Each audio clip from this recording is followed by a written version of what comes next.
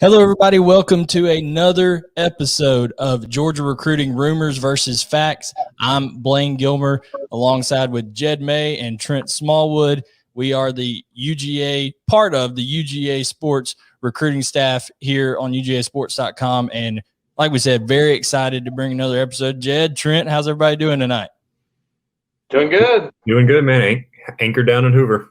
Yeah, Jed's over there covering media days. Anything right off the top just stand out to you over there on media days today, Jed, before we since this is a recruiting show, Shane Beamer basically laid it on pretty hard, saying we want to throw to the tight end, we're going to feature the tight end, all that kind of stuff. So it's hard not to think of Oscar Delp and the push those guys are making for him when you hear stuff like that. But other than that, not really. There's a lot of, defenses are going to be multiple and, all that kind of good stuff.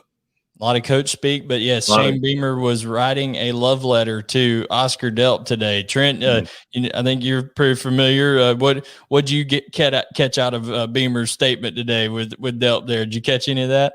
Oh yeah, I mean, there's one thing about coaches in the SEC or all around the country that is they're always recruiting, so they're always doing something to be recruiting, and that was definitely kind of a shot at Georgia at the same time as saying we're going to use you. Come on. So it was definitely all for Oscar Delp there. No doubt. And we're going to talk about the title of the show today is reactions, decisions, and flips. The first part of that would be in the reactions is that Keon, Sabb, Daylen, Everette go elsewhere. They both end up going to Clemson. It kind of was looking that way for a while. Georgia had a little bit of momentum maybe with each of them after the official visit, kind of that official visit high, if you will, but things kind of tailed off late. Trent, give us a little insight on what you kind of found out on Sabb and Everette going down the stretch there. Sabb was, I know I heard a lot of people say that Georgia was in it at the very end, but I don't think they were very much in it at all throughout the process. I think it was Clemson was the team to beat, and Georgia was kind of on the outside looking in through the whole thing. That they did make a late run for Everette. Everette kept things quiet. A lot of people thought he was going to North Carolina to the end. A lot of people thought Georgia made a move. But my sources always down the stretch were telling me that Clemson was the team to beat. North Carolina felt Clemson was the team to beat, and Clemson pulled it out for both of them. No doubt. Jed, now when it comes to defensive back recruiting, one thing that kind of comes to mind is you had Carlton Warren leave in January, and now Jamil Adai is kind of getting his legs. So, Jed, do you think that's got any impact on this 2022 defensive back class? Maybe some of the guys don't really know Adai that well yet. Yeah, for sure. And I talked with Marquise Groves-Killebrew at the FCA camp last week, and even he said, he was Georgia's first commit in the class, a guy that obviously the coach Charlton Warren really wanted. And even he said, when Warren left, it gave him a little reason to maybe not consider decommitting, but reason to pause and just say, hey, what's the deal? So if it's a guy like that had been committed for, I want to say maybe 6 months, 7 months at that point, I can only imagine the impact it can have on a guy that's still deciding and all those kind of guys. So it could be one of those things where, recruits are still feeling out Jamil Adai, especially if they weren't being recruited by him at West Virginia. No doubt. Blayne Gilmer here with Jed May and Trent Smallwood here on the UGA Sports Georgia Recruiting Rumors versus Facts show. Guys, if you aren't already subscribed and hit notifications, go ahead and do that. Tell your friends if they like Georgia football recruiting to tune in each Monday night because we'll be bringing content each and every Monday night around 8:15. Today, as we did last week, the loyal members of UGAsports.com, they're going to get their questions answered first. We've got a whole host of them that I'm going to be putting up on the screen here in just a minute, but did want to say, okay, so Sabb, Everette, gone elsewhere. Georgia has Malachi Starks, Marquise Groves, Killebrew, already committed, and there's another DB committed. I'm losing track of thought there. They got three right now. Thomas. What now? Jakkor Thomas. Yeah, Jakkor Thomas out of Orlando. Absolutely. Is the most recent commit. So we've got all three of those committed now. Georgia does in this class of 2023. So now we'll see who is next. And based off of that, I wanted to put up this graphic for people watching on the YouTube channel. and we can kind of talk over this, guys. I split it up into guys that are committed elsewhere and guys who are non-committed. I think let's touch on the guys who are non-committed first. Over there on the right-hand side of the screen, you got Kamari Wilson, Dayon Bowie, Jake Pope, and Traquan Fagans. Now, I will put a caveat on this, saying that Jake Pope could potentially be committed somewhere because he said he was going to silent commit and not let anybody know and do a public decision later. But let's go through the list here. Kamari Wilson, everybody's thought for a long time Georgia has been out in front, a leader. Trent, what's the kind of latest you're hearing on Kamari right now? I think Georgia sits well for him. He's supposed to. I think these last visits in July that he takes are going to play a big role where he goes. But I think Georgia sits in a good position going into August or into July with him.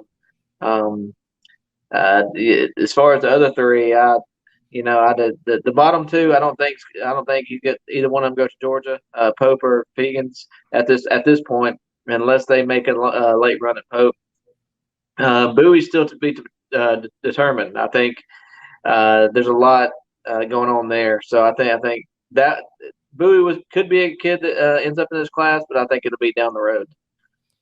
And over on the left-hand side there, Jed, we had heard some rumblings about Jaheem Singletary, for a couple of weeks now, maybe saying, okay, Georgia's definitely pursuing him hard, but now we're hearing that if you were on UGASports.com, you would have seen this earlier today, a report that we had that Jaheem Singletary is expected to visit Athens next week. So what does that say to you, Jed, that we're now this late in the process and you've got 4 options over there on that left-hand side that are committed elsewhere, and Jaheem Singletary, Julian Humphrey, Caleb Coley, and even Emery Floyd, who's recently committed to South Carolina earlier this month, that are still kind of in play that Georgia could end up circling around on?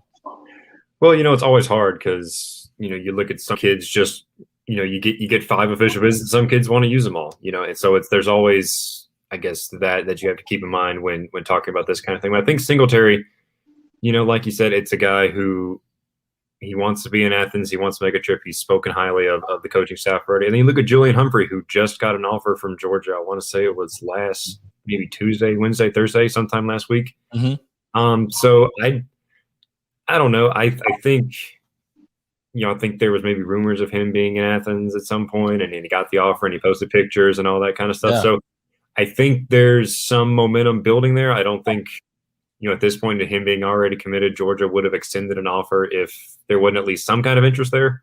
So you look at those top 2 guys on the committed side there, they're 2 of the top corners in this class. So if Georgia can flip, even one of them and then pair him with, Kamari Wilson, Dayon Bowie, another one of those guys on the uncommitted side, this defensive back class that, some people on the board were saying, oh, we lost Sabb and Everette, which was kind of expected all along. But if you get one flip and one of those guys on the uncommitted side, like Kamari Wilson, this defensive back class is looking pretty good.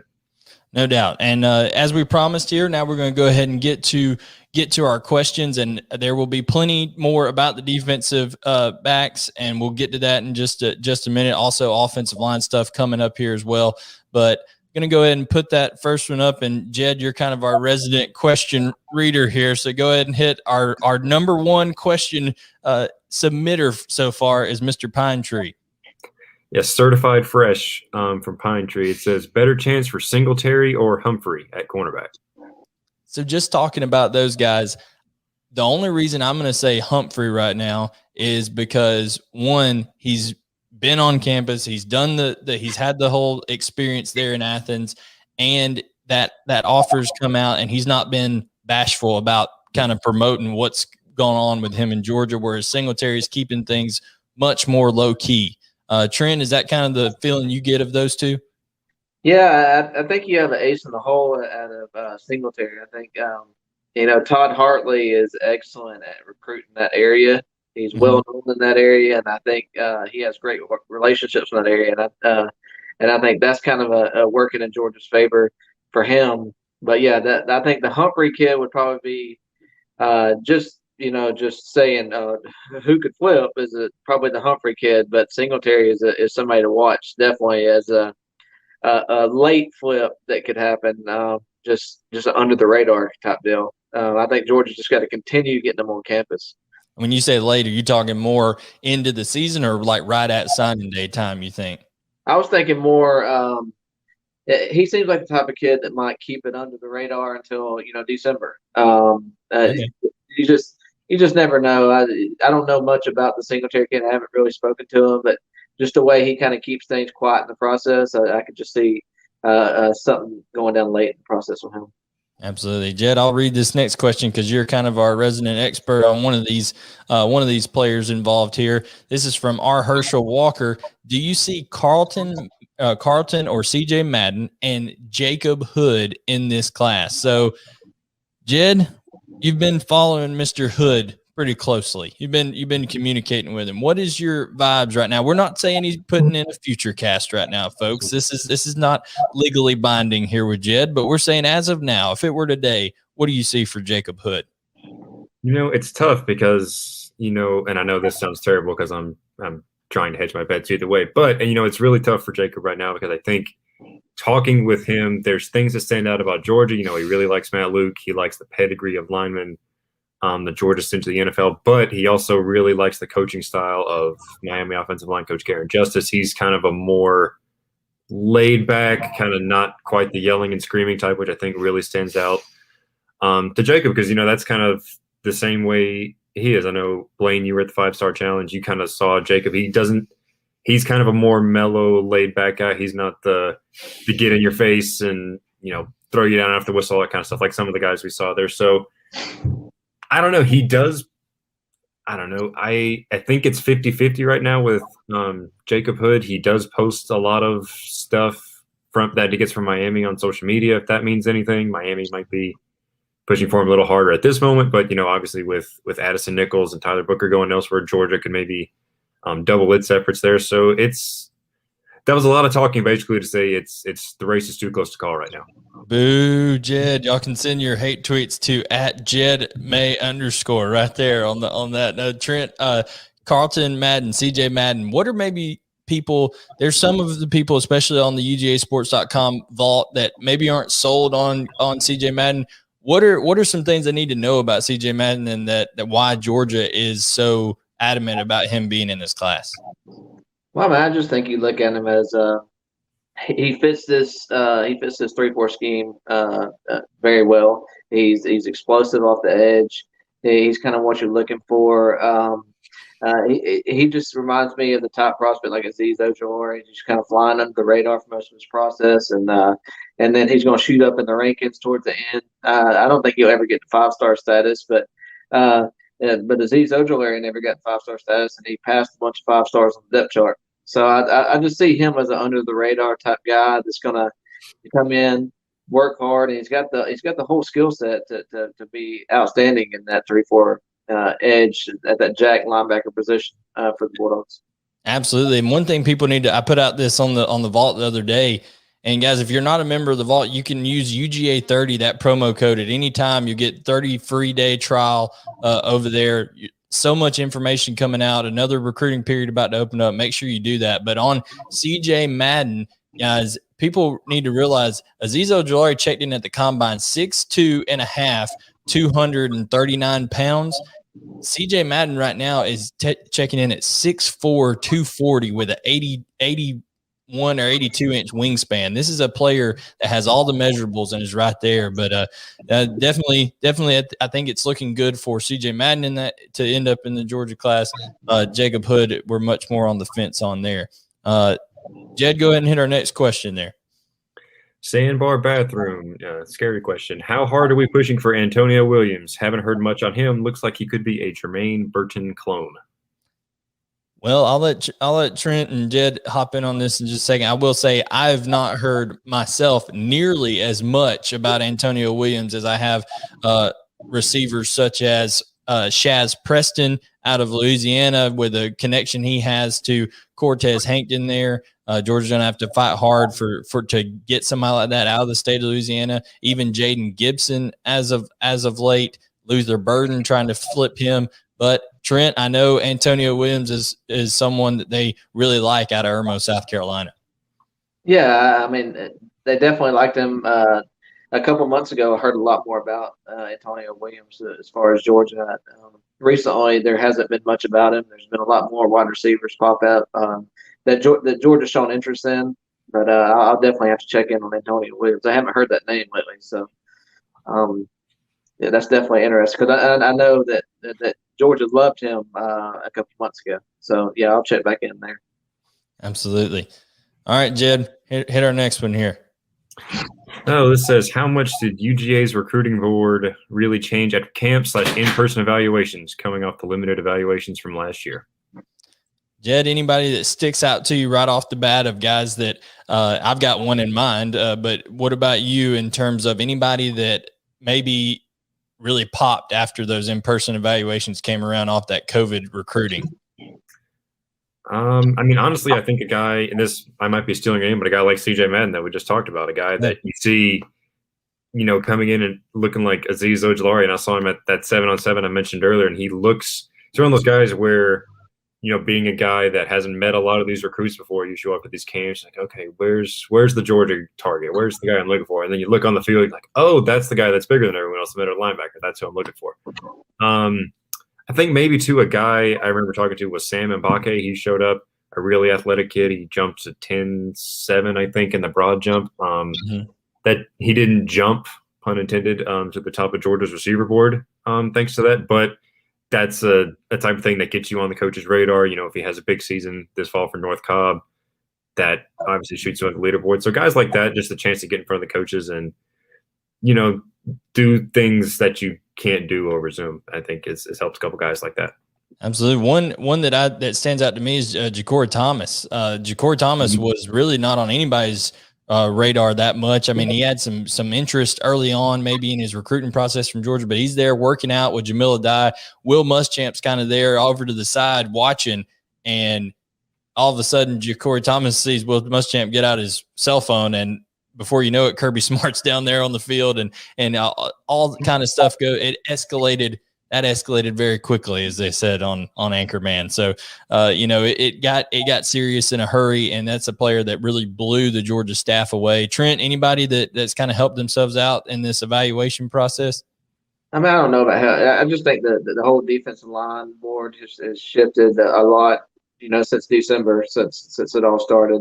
A lot of guys that you saw on the projection list, whatever, it is no longer on it, just because of the shift and change of what Georgia wanted or what they saw in person or whatever. I think that the change in or being able to see people in person along with this NIL process is just put a total shift in things. Going back to the offensive line, talking about these offensive linemen, Georgia hasn't had a true freshman really step in and play the last couple of years on the offensive line. They've had 5-star offensive tackles. So if you're a recruit looking at this, knowing that you can have 5-star tackles that are on the depth chart, but they're not starting year one, why are you going to come in and be like, hey, I'm a freshman, talking about this NIL process, I'm not going to be one of the top dogs, so I could go down to Miami, be a top dog, or I could go to somewhere else, be a top dog, and I could really run that NIL process up. It's just that's what I'm looking at as far as it could take and really even out a lot of the playing field on some of this stuff just by that alone.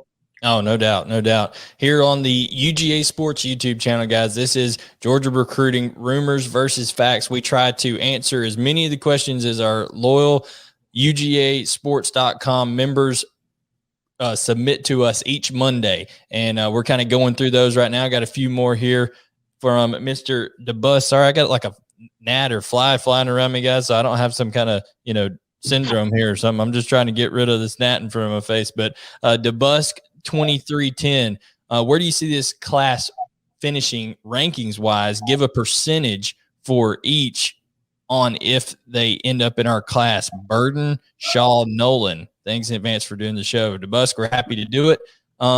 First of all, let's just rapid fire. We don't have to go into it real quick. If you had to say today where you think ranking wise they'll finish, Trent, Where do you think they finish ranking wise?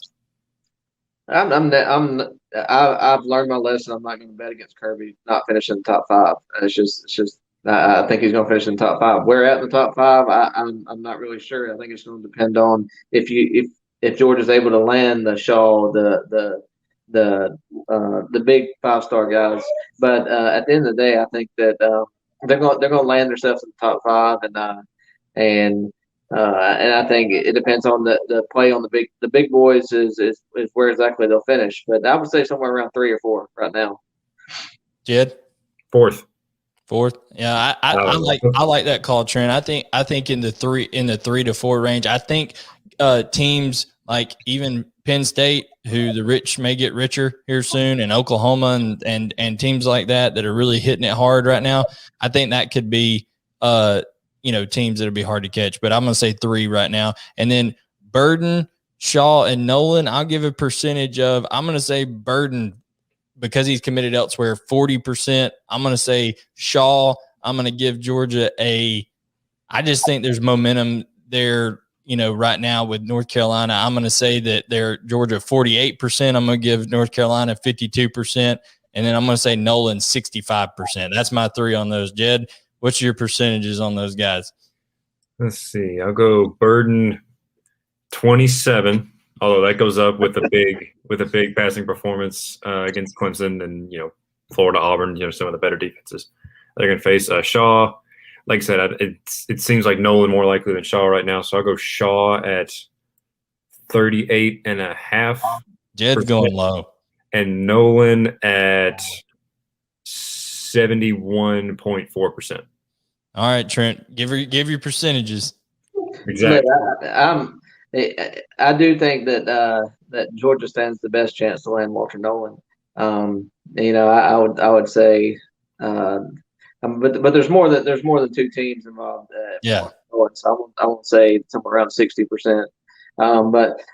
I think the Shaw deal is very close. I think it's more, what you said, 48-52, 50-50, somewhere around there. I don't think North Carolina's as confident as they were coming out of that last visit.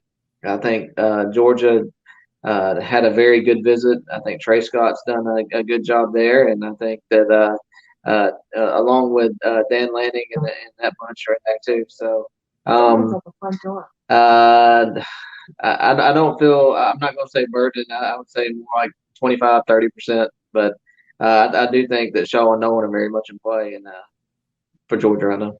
Absolutely. So we got 4 more questions here on our questions, and then we're going to hit 2 commitment announcements we got to try to wrap up the show here before too long. San Diego Dog 1, importance of portal versus high school recruiting. He's saying, is that like 30 to 70%? Is the portal more to fill gaps and pick up late bloomers, things along those nature? So I think, and we can kind of hit this one and kind of move on to another one, but I just think that the portal is specifically by Georgia going to be used as sparingly and as meaningfully as possible. Georgia's not going to be one of these teams that just accumulates bodies to go against their initial counters. That's not going to happen with Georgia. They're going to address a specific need. They had a George Pickens go down. They went after Eric Gilbert to help solidify the receiving core. They had a need at star. They go out and get Tyke Smith. They had a need at corner, Darren Kendrick. I think that's how Georgia – I can see Georgia, and Trent and Jed, you may tell me if I'm wrong, I can see Georgia utilizing the transfer portal from here on out to address quarterback, because I think that Georgia's quarterbacks at some point, 2 or 3 of them are going to jump ship at some point. I mean, that's going to end up happening as if they keep stacking up these 5 stars. What are your opinions on portal versus high school, guys? My personal opinion is Georgia knocked it out of the park this year, and you're not going to see that happen every year.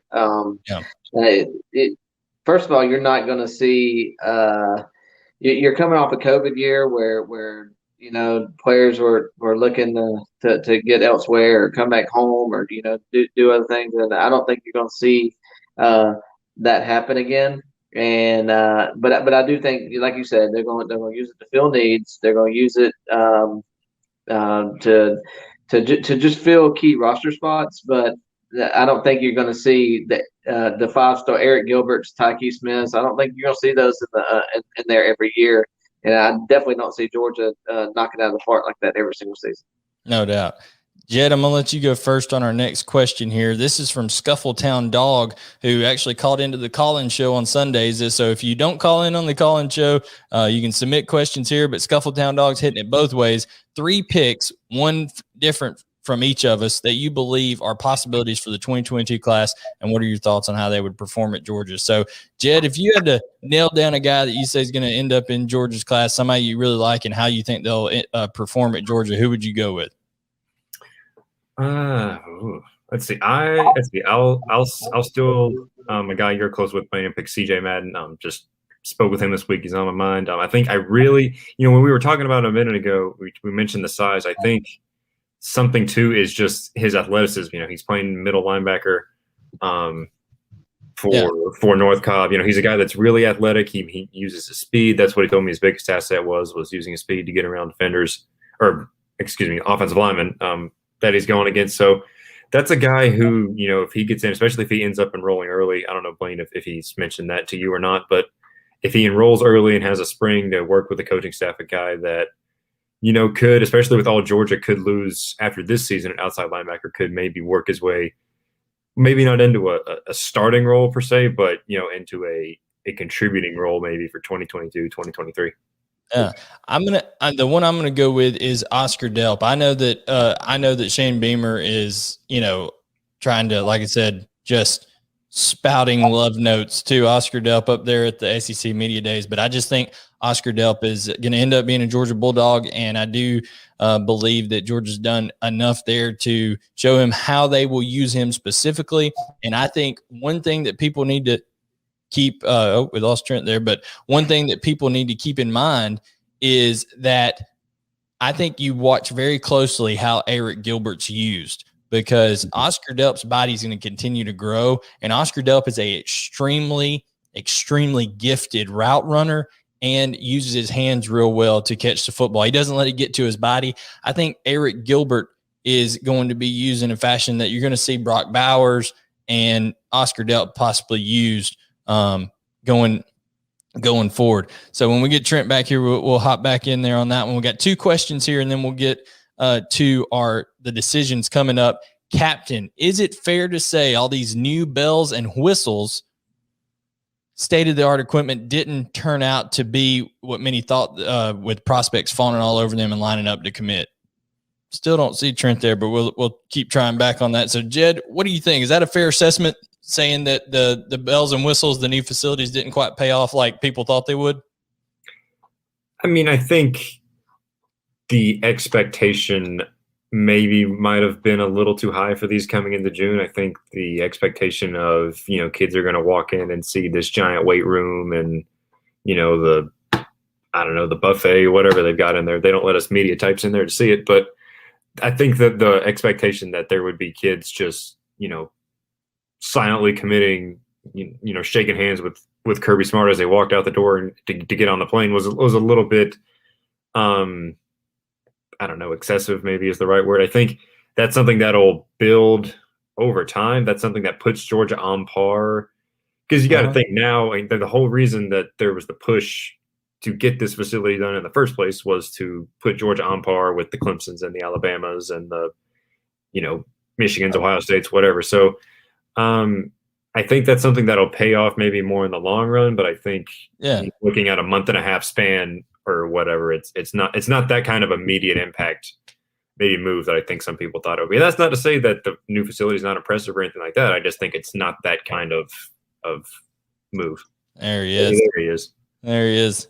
So, Trent, now we're talking about facilities here. And, Jed said maybe there was too high of expectation with these facilities right off the bat. My opinion is that this class of 2022 maybe not as affected by it, because they are in such a condensed time frame here to just see all these places. And really, yes, Georgia's facilities are impressive, but there's also Alabama and Ohio State and Clemson, like you said, Jed, that have impressive facilities.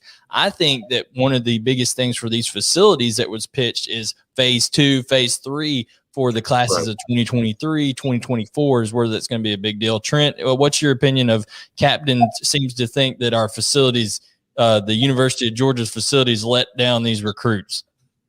No, I don't think that's much to do with it. I think a lot of it has to do with I think more of it has to do with number one, Georgia's depth that they have at the university right now, and number two is it's coming off the COVID year where you only saw the quarterback play half the season. What's the offense going to look like? I just think there's a lot of uncertainties around the offense at Georgia when it comes to offensive recruits, and I just think it's more so with what they have, that they're playing on the field, et cetera, more so than the facilities. Absolutely. Last question we have here, and then we'll get to the Branson Robinson and Dennis-Sutton decisions that are coming up. So this question is from D. Scotch here. Besides Singletary and Burden, who are potential flip candidates? Well, I'm going to go ahead and put that graphic back up that we had on the defensive line, or on the defensive secondary here. In terms of Caleb Coley is a name out of Vanderbilt who could very well make his way up to Athens next week. Will Muschamp has offered Caleb Coley. He did so not long after Clemson offered Caleb Coley. This is a 3-star out of Houston County, and there's a lot of connections to Georgia and Houston County. One, Jake Fromm being included, and there's lots of ways for information to make its way from Houston County to Georgia. So Caleb Coley is a guy who's very, very physical, someone that is a high caliber athlete that just hasn't done a lot of the camps and prospect camps and things like that. So, and then Emery Floyd.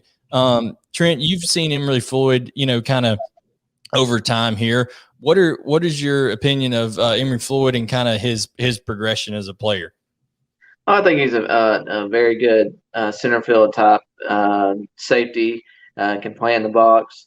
He can do a little bit of everything. He could come down and play the star position if you needed. I think Georgia does have a few higher guys on the board than Floyd, and I think that was the reason why initially the push wasn't as hard as it could have been. But he is a guy that you could see be pushed for later in the process if they do miss on a couple other guys. No doubt. I would talk to Emery at the 5-star challenge, and he said really it came down to him for South Carolina, Georgia, and Florida. Those were the three. A lot of people thought Auburn was getting in the mix, but Georgia, South Carolina, and Florida were the three. South Carolina pushed the hardest. He ends up going there. He did tell me that he played free safety, like you said, all of last year, Trent. He said that he's transitioning because every college pretty much has told him that he's going to be a slot corner, a nickel corner, that star money type position there for Georgia, depending on the personnel package. So those are the potentials for the flips, guys. Those are all of our questions. But now we're going to hit two big commitment decisions we got coming up on July 22nd here. The first one being Mr. Branson Robinson. And we're going to play some of his highlights here just kind of as we talk, just so you can see the powerful player that Branson Robinson is. And guys, when I'm playing Huddle over this StreamYard, it may hop a little bit on you, but you can still see the results here out of the running back from Germantown High School in Madison, Mississippi. So, Trent, just if you had to give everybody a scouting report of, okay, here's what makes Branson Robinson so special, what are some things that come to mind as we're watching his highlights here on the YouTube channel? His jump cut is just amazing. It just reminds me of the Nick Chubb jump cut, the way it doesn't look like he's always moving fast, but he's always making guys miss. I mean, he is just has the ability to run you over or take it 70 yards, and that's just the Todd Gurley, the Nick Chubb, just the running back what they built themselves on. I just think he would be excellent in this offense, especially them going more of a spread type offense to get that. Nick Chubb and all those guys ran with that extra guy in the box because they wasn't the passing threat they are now, and I think that could open up a lot more stuff for Branson, and he does have the ability to catch the ball out of the backfield too. So he would just be an outstanding player. Just continue that tradition for the Bulldogs.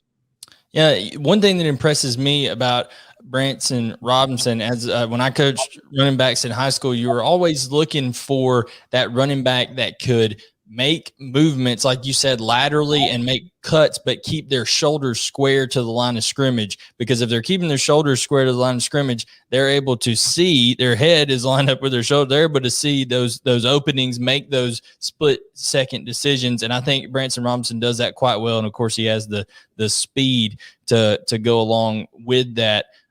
Jed, it certainly looks like Georgia is well positioned to bring in Branson Robinson. And I think you had even mentioned that, he's been pretty public about that, right, Jed?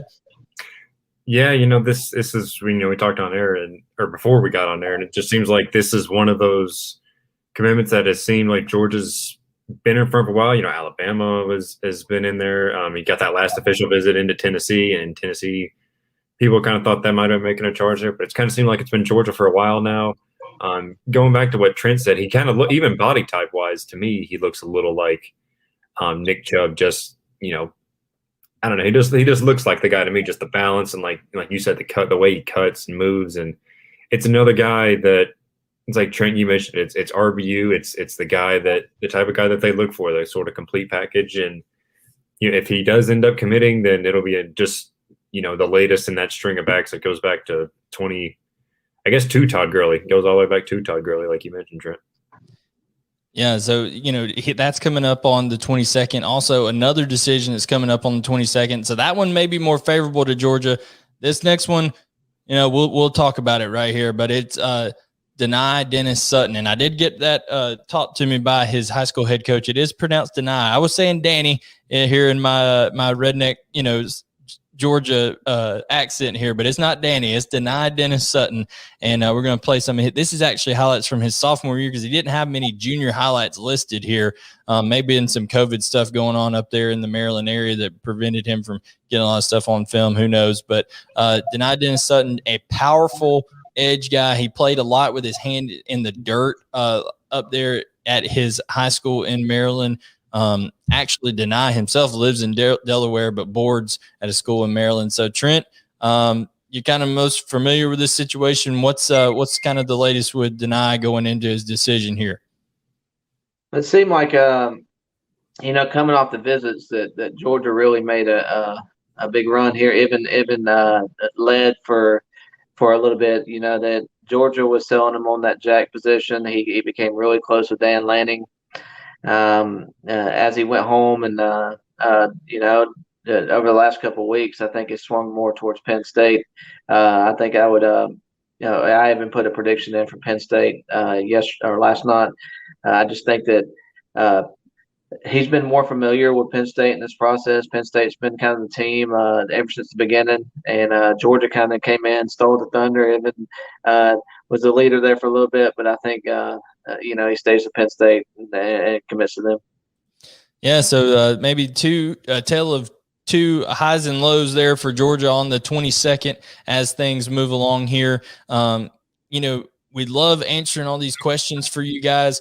Make sure that if you like the content that's coming out, and we've got, I believe, 98 people in here right now. So it seems like a lot of Georgia fans in here. Just hit the 100 mark. So make sure to hit the like button, all 100 of you that are in there. That really helps us out a lot. Leave your comments. What we're going to try to do is, as comments come in, we're of course going to answer our UGAsports.com members first. But as comments come in like this one right here from DB, we'll throw this one in here to kind of end things off. Could you guys talk more about Jake Pope's abilities? The offers don't exactly seem to match the ranking, but the kid must have game. I've been saying this for a long time now. If you are allowed, because these guys control who's taking official visits. It's not like a kid we can say, oh, I would like to sign up for an official visit at Alabama, or I would like to sign up for an official visit at UGA. This isn't rec ball where mommy and daddy can get you in somewhere. You have to have the chops to be able to do so. And Alabama, Georgia, he took 2 unofficials, but that's only because he said I live right up the road and I could go. So I was going to let the officials pay for places I'd have to travel further to.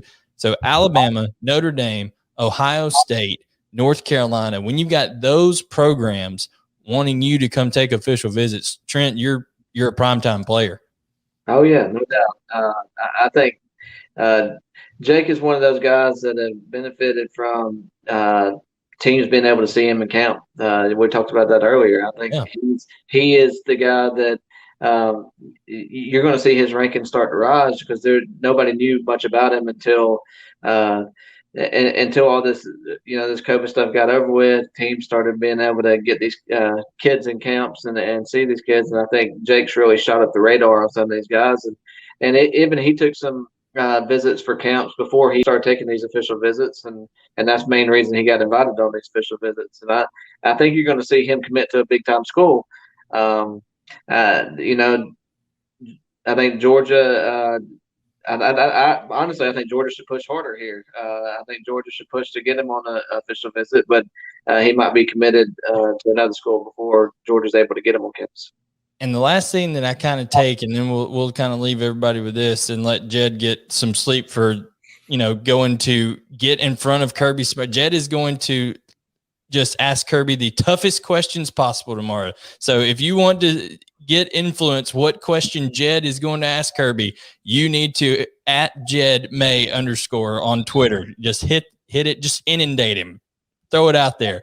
But anyways, guys, we're going to I wanted to point out this last thing with the two prospects of CJ Madden and Jake Pope committing silently and then not announcing till later. I do think, Trent, that there's room for teams to say, okay, well, they haven't told us, he hasn't told us that he's silently committed to us. An Alabama could say, or a Notre Dame could say, or in CJ Madden's case, an Ole Miss could say, or Georgia could say that. So maybe we need to push harder. There could be a window for opportunity. Is there not? Oh, definitely. I think it could be one of those cases where it's like, hey, hold off your public commitment until we can get you on campus in September for a game or something like that. So, and I think Georgia, as far as Pope, I think that could be a situation where that's what you say because he's right down the road from you. He's less than 50, 60 miles from your campus. So, I think if Georgia wants to pursue that, I think that is the avenue they need to take and just say, hold off on that just for a minute. Let us pitch what we got for you, and we'll see if that happens. Jed, before we go here, tell everybody anything coming up here on UGAsports.com they need to be looking out for. We had the updated prospect cheat sheet that went out this morning. It seemed like a big hit 2 weeks ago when we ran it. But it's kind of updated, reflecting, some guys in, some guys out. We're going to keep that coming for y'all I think the plan is every couple weeks and kind of alternate that with the prospect leaderboard that came out last week. So be sure to give that a look and be back here same time, same place next week. And I did want to drop the last little thing here, the kind of the brain trust of this deal, Roddy Nabulsi, the one who's kind of driving behind the scenes here, telling everybody, some ideas and things like that. He's pitched the idea of if we get to a certain amount of likes on YouTube on a recruiting show, which we won't do it everyone, but we'll announce which one we're going to do too. We get to a certain amount of likes, one of our recruiting analysts will make a future cast live on the program. I'll put it on the screen. We'll show you somebody making a future cast. So that's how we'll go from there. Guys, thank you so much for joining this episode of Georgia Recruiting Rumors versus Fact. And we will be back with you next Monday, 8:15 Eastern Standard Time. And don't miss it. We'll catch you next time.